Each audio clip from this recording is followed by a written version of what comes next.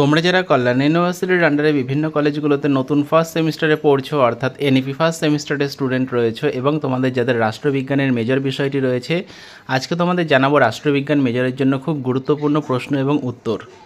তোমরা ভিডিওটা শেষ পর্যন্ত দেখতে থাকো। আর যারা মনে করছো এই পেইড নোট সংগ্রহ করবে, এর মধ্যে তোমরা 2 নম্বর, 5 নম্বর, 10 নম্বরের সমস্ত প্রশ্ন উত্তর সহ পেয়ে যাবে, তো সেক্ষেত্রে তোমরা স্ক্রিনে দেওয়া নম্বরে 200 টাকা পেমেন্ট করে হোয়াটসঅ্যাপে তার স্ক্রিনশট পাঠাও, তোমাদের পিডিএফ কপিটি পাঠিয়ে দেওয়া হবে।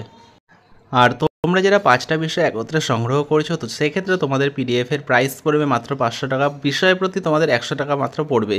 তো তোমরা যারা এই পেইড নোট সংগ্রহ করবে বলে মনে করছো, তোমরা স্ক্রিনে দেওয়া নম্বরে এখনই যোগাযোগ করো। প্রথম প্রশ্ন, ক্ষমতা ও কর্তৃত্বের মধ্যে পার্থক্য আলোচনা করো। পরেরটা, কর্তৃত্ববাদের ধারণা দাও বা কর্তৃত্ববাদের ওপর একটি সংক্ষিপ্ত টিকা লেখো।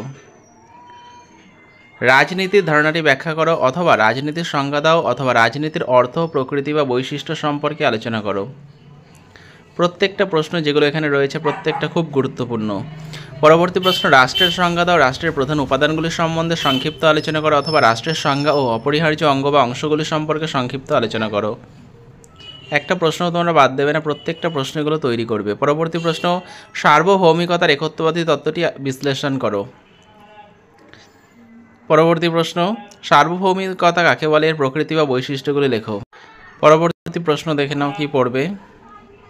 সার্বভৌমিকতার বহুত্ববাদী তত্ত্ব ব্যাখ্যা করে, সীমাবদ্ধতাগুলি কী কী অথবা বহুত্ববাদের বৈশিষ্ট্যগুলি আলোচনা করো।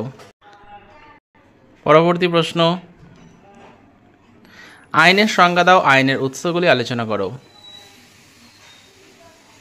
পরবর্তী প্রশ্ন, স্বাধীনতার সংজ্ঞা দাও, স্বাধীনতার রক্ষা কবচগুলি সংক্ষেপে আলোচনা করো। পরের প্রশ্ন, সাম্য ও স্বাধীনতার মধ্যে সম্পর্ক আলোচনা করো।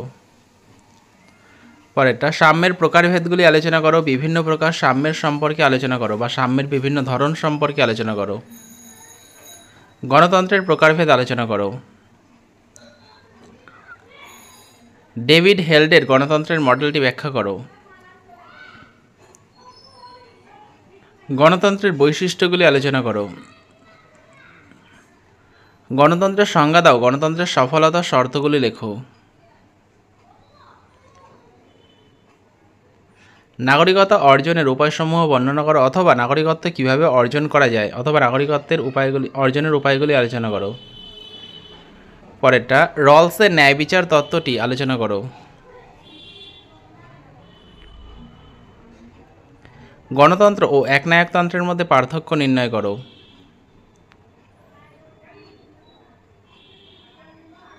তোমরা এই প্রশ্নগুলো ভালো করে পড়ো, এর মধ্যে থেকে তোমরা পরীক্ষায় অবশ্যই কমন পাবে। আর যারা ফার্স্ট সেমিস্টারের এনএপির বিভিন্ন বিষয়ের পেইড নোট সংগ্রহ করবে বলে মনে করছো, তোমরা স্ক্রিনে দেওয়া নম্বরে যোগাযোগ করতে পারো। আর যারা 5টা বিষয় একত্রে সংগ্রহ করবে, তো সেক্ষেত্রে তোমাদের 5টা বিষয়ের পিডিএফের প্রাইস পড়বে 500 টাকা, যেগুলো তোমরা পরীক্ষায় অবশ্যই কমন পাবে। তাই তোমরা যারা পিডিএফ নোট সংগ্রহ করবে বলে মনে করছো, এখনই যোগাযোগ করো। আর যদি ভিডিওটা ভালো লাগে, ভিডিওটা অবশ্যই লাইক করবে, চ্যানেলে নতুন হলে চ্যানেলটা সাবস্ক্রাইব করে দেবে। এরকমই ভিডিও পাওয়ার জন্য পারলে ভিডিওটা বন্ধুদের সঙ্গে শেয়ার করে দেবে। তো ভিডিওটা শেষ পর্যন্ত দেখার জন্য তোমাদের অসংখ্য ধন্যবাদ।